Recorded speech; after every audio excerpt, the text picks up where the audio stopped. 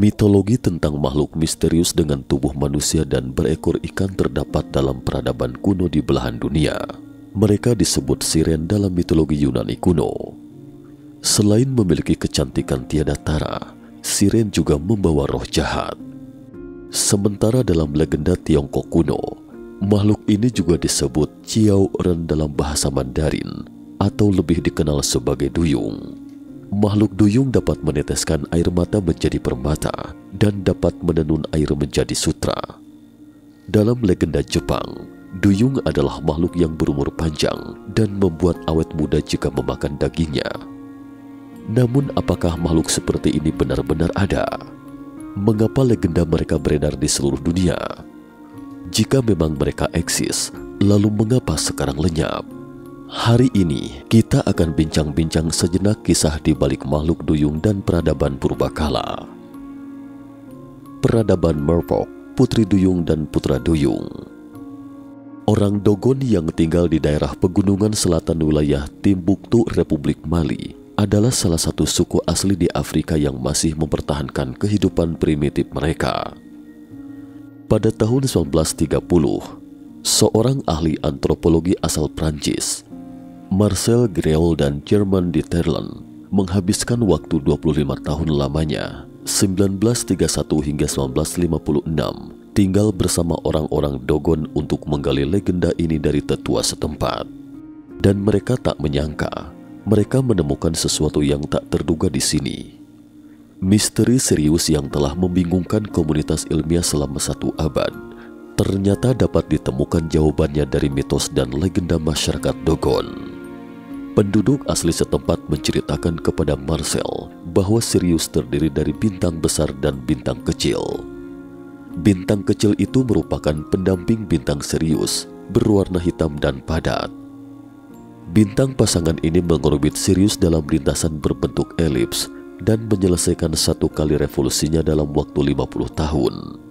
Mereka juga tahu bahwa 2 kali periode peredaran bintang kecil adalah 100 tahun. Marcel pun terkejut mendengarnya. Dari mana sebenarnya orang-orang Dogon yang terisolasi dari dunia mengetahui pengetahuan ini? Sirius berjarak sekitar 8,6 tahun cahaya dari bumi. Bintang yang tampak terang dan menyilaukan ini dapat disaksikan di kejauhan langit. Itu adalah Sirius, bintang paling terang di antara 5.776 bintang yang bisa dilihat dengan mata telanjang. Sebenarnya, orang dahulu sudah tahu tentang keberadaan Sirius sejak lama. Sampai pada penemuan teleskop astronomi pada abad ke-19, orang-orang baru tahu ternyata bintang Sirius adalah sistem bintang biner dan memiliki bintang pendamping yang unik.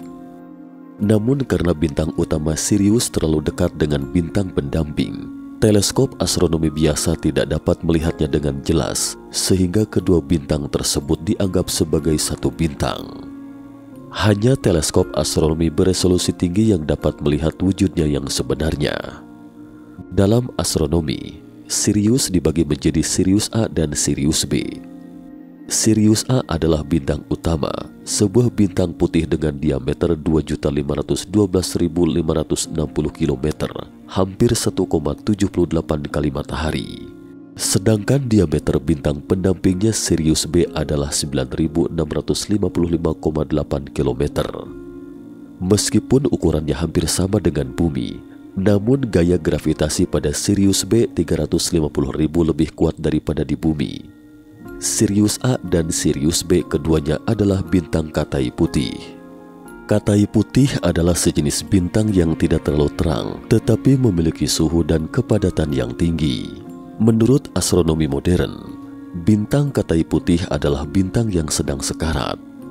Ukurannya menyusut dengan cepat, seperti raksasa yang tiba-tiba menyusut menjadi seukuran kurcaci dan menjadi putih kembali, jadi disebut bintang Katai putih. Pengetahuan tentang Sirius dan bintang pendamping Sirius baru diketahui setelah astronomi modern memasuki abad ke-20. Pertanyaannya, bagaimana ceritanya orang-orang Dogon, suku asli primitif yang tinggal di Afrika Barat tahu tentang Sirius B?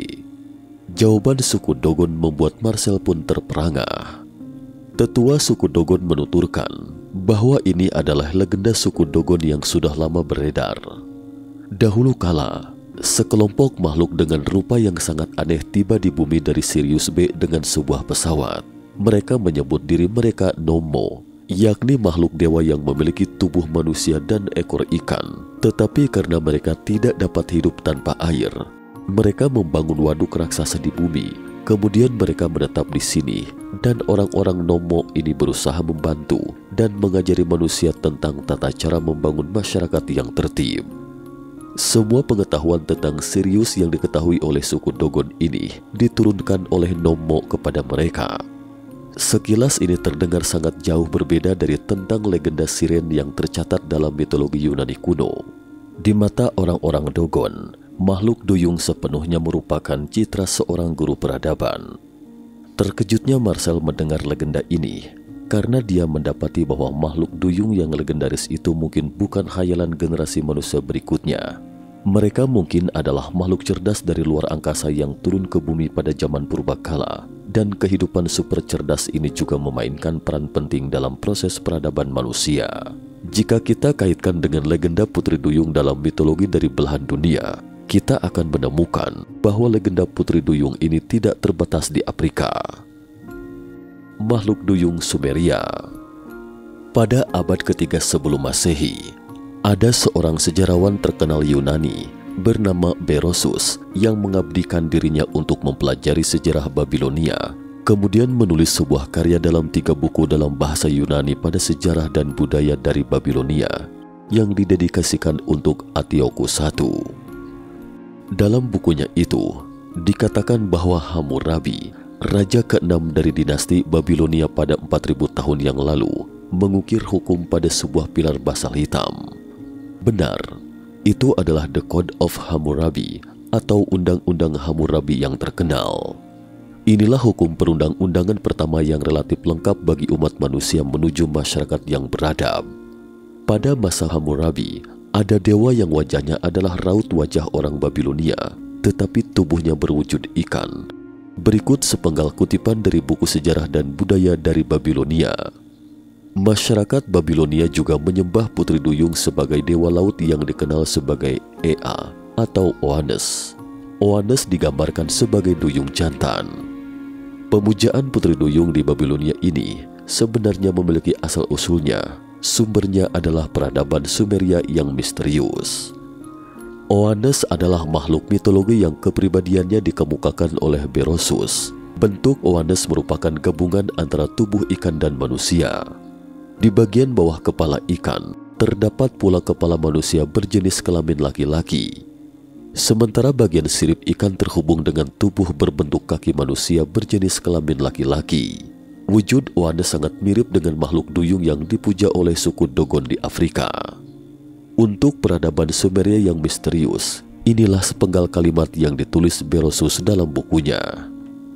Setelah air bah, kehidupan umat manusia sangat sengsara. Tetapi pada tahun pertama pasca air bah, muncullah makhluk bijak bernama Oannes yang muncul dari Laut Merah. Seluruh tubuhnya adalah ikan, tetapi ada kepala manusia di atas kepala ikannya. Kaki manusia mencuat dari bawah ekor ikannya, dan dia memiliki suara manusia. Dia mengatakan bahwa dia diutus oleh dewa untuk membantu umat manusia. Munculnya Oannes membangkitkan kembali harapan akan kelangsungan hidup di antara manusia yang masih hidup. Ia hidup di sekeliling manusia, tetapi tidak memakan makanan yang dimakan oleh manusia. Makhluk ini dianggap sebagai makhluk yang mengajari manusia cara untuk menulis dan memberikan manusia berbagai jenis ilmu pengetahuan dan seni. Selain itu, Oannes juga diyakini sebagai makhluk yang memberikan manusia kemampuan untuk membangun kota dan kuil, serta memberikan kemampuan dalam menyusun hukum dan mempelajari geometri. Oannes juga dipercayai memberikan pengetahuan kepada manusia dalam membedakan beragam jenis benih dan beragam cara memetik buah. Setelah matahari terbenam, Oannes akan kembali ke laut. Saat itu total ada 7 Oannes yang membantu bangsa Sumeria. Belakangan bangsa Sumeria menyebut mereka makhluk bijak. Tapi catatan mengenai Oannes tiba-tiba terputus di sini. Karena pendongeng Berosus juga seorang Yunani kuno lebih dari 2000 tahun yang lalu Dua bukunya yang lain telah hilang dalam perjalanan sejarah. Sejarah Babilonia ini hanya menyisakan sedikit petunjuk tentang Oannes, makhluk gabungan antara tubuh ikan dan manusia seperti yang digambarkan Berosus. Pertanyaannya, meskipun Oannes sama dengan legenda Dogon, namun Nommo dalam legenda berasal dari Sirius, sementara Oannes dalam catatan peradaban bangsa Sumeria tidak menyebutkan sumbernya. Lalu, apakah Oannes ini juga terkait dengan Sirius? Mata ketiga menelusuri semua buku kuno tentang peradaban Sumeria, namun tidak menemukan hubungan langsung antara peradaban ini dan Sirius, tetapi menemukan hubungan tidak langsung antara peradaban Sumeria dengan Sirius dari peradaban kuno lainnya. Dalam warisan budaya, Mesir kuno, Babilonia, dan Yunani kuno lebih terlihat terpisah dari peradaban Sumeria. Terutama dalam astronomi, peradaban Sumeria adalah pencetusnya. Bangsa Sumeria menetapkan kalender paling awal yang diketahui dan paling awal membagi 12 rasi bintang. Menurut penelitian modern, pengetahuan astronomi Mesir kuno awalnya berasal dari peradaban Sumeria. Sirius ditempatkan di posisi paling penting dalam peta langit berbintang Mesir kuno. Ini juga secara tidak langsung mencerminkan peradaban Sumeria dan Sirius kemungkinan besar erat kaitannya. Orang Mesir kuno merumuskan kalender menurut siklus Sirius. Waktu terbitnya Sirius setiap tahun kebetulan sama dengan saat sungai Nil mulai banjir. Oleh karena itu, orang Mesir kuno menggunakan siklus ini untuk membantu memandu produksi pertanian. Selain itu, teman-teman yang tidak asing lagi dengan Mesir kuno mungkin tahu bahwa tata letak piramida terkait dengan 3 bintang di sabuk Orion. Selain itu, Sirius juga memiliki tempat dalam astrologi Tiongkok kuno. Bintang ini mewakili penyerang dan menganggap Sirius sebagai simbol keserakahan. Perubahan terang dan gelapnya menandakan ancaman keamanan di sekitar tanah perbatasan. Penyair besar Tiongkok kuno, Su Se, memiliki kalimat yang terkenal di eranya. Saya akan mencoba yang terbaik untuk menarik busur elang sepenuhnya seperti bulan purnama, mengarah ke barat laut dan menembak ke arah prajurit Siak Barat, sebuah negeri yang didirikan oleh suku asing di sebelah barat Tiongkok kuno. Demi kedamaian wilayah, orang dahulu menggambar busur melengkung untuk menembak Sirius di tenggara bintang Sirius. Busur melengkung ini terdiri dari 9 bintang dengan anak panah di talinya. Busurnya ditarik sepenuhnya dan anak panah itu mengarah langsung ke Sirius atau bintang serigala di arah barat laut. Seperti catatan bangsa lainnya, Sirius juga mewakili kekuatan eksternal dalam legenda Tiongkok kuno. Perbedaannya terletak pada baik atau jahat dalam kekuatan ini. Sayangnya, tidak disebutkan dalam catatan mitologi Tiongkok dan Mesir kuno terkait apa yang telah dibawa oleh peradaban cerdas dari Sirius ini kepada perkembangan umat manusia. Hanya saja posisi Sirius dalam mitos ini sangat penting. Legenda suku Dogon di Afrika Barat bisa dikata termasuk legenda paling lengkap tentang Sirius. Menggabungkan mitos dan legenda dari seluruh dunia, ada 3 aliran utama kebijaksanaan dari luar angkasa untuk menabur peradaban di bumi. Mereka adalah aliran Pleiadian, Orion, dan Sirius. Bentuk kehidupan cerdas dari aliran Sirius yang disebutkan ini mungkin erat kaitannya dengan asal-usul legenda Putri Duyung dari berbagai bangsa di dunia. Terlepas dari Pleiadian atau Orions, mereka sedikit banyak memberi pengaruh pada perkembangan peradaban manusia dalam mitos dan legenda.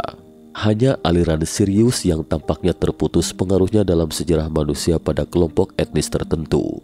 Seperti misalnya suku Dogon Afrika Barat yang mendapat bimbingan dari Nommo Sirius. Lihat saja kekacauan seperti apa yang dialami. Menurut mata ketiga, ada 2 faktor utama mengapa suku bangsa ini mengalami situasi seperti itu. Salah satunya, suku-suku Afrika ini terlalu dini melupakan budaya yang ditinggalkan oleh nenek moyang mereka, hanya menyisakan beberapa ingatan yang samar-samar. Kemungkinan kedua, ada peradaban yang tidak kita ketahui terkubur di suatu tempat di Afrika. Bagaimana pendapat teman-teman? Cukup sekian dulu topik kita hari ini. Jika suka dengan video mata ketiga, jangan lupa like, subscribe, dan share. Terima kasih atas perhatiannya dan sampai jumpa di episode berikutnya.